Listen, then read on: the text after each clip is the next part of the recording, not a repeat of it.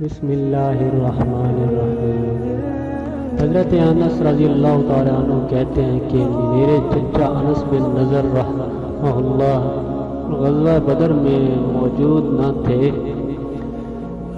عرض کرنے لگے یا رسول اللہ، میں اس غزوہ سے جو آپ صلی اللہ علیہ وسلم نے مشرکین کے خلاف کیا غیر حاضر رہا۔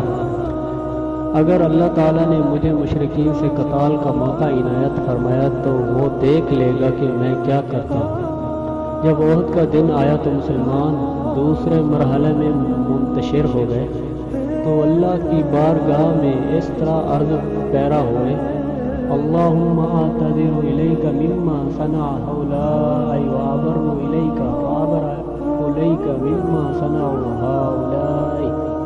اے اللہ، ساتھیوں نے جو کچھ کیا میں تیری بارگاہ میں اس سے معذرت خواہ ہوں، اور ان مشرکین نے جو کچھ کیا اس سے برات کا اظہار کرتا ہوں۔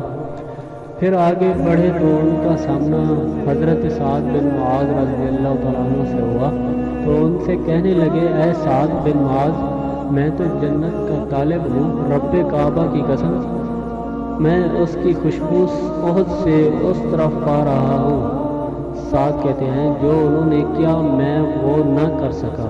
حضرت انس رضی اللہ عنہ بیان کرتے ہیں کہ ہم نے ان کے جسم پر 80 سے زیادہ تلوار، نیزے اور تیروں کے زخم پائے۔ ہم نے ان کو اس حال میں مقتول پایا کہ وہ مشرکین نے ان کا مسئلہ کر دیا تھا۔ ان کو اس حالت میں کسی نے نہ پہچانا، فقط ان کی بہن نے انگلی کے کوروں سے پہچانا۔ حضرت انس رضی اللہ تعالیٰ کہتے ہیں کہ ہمارا خیال یا گمان تھا کہ یہ آیت ان کے اور ان جیسے دوسرے ایمان والوں کے بارے میں نازل ہوئی، من المؤمنین رجال صدقوا ما عاہدوا اللہ علیہ۔ ایمان والوں میں کچھ ایسے مرد ہیں جنہوں نے وہ عہد سچا کر دیا جو انہوں نے اللہ تعالیٰ سے باندھ رکھا تھا۔ تو بھائی اگر ہماری ویڈیو اچھی لگی ہمارے یوٹیوب چینل کو سبسکرائب اور لائک شیئر ضرور کریں۔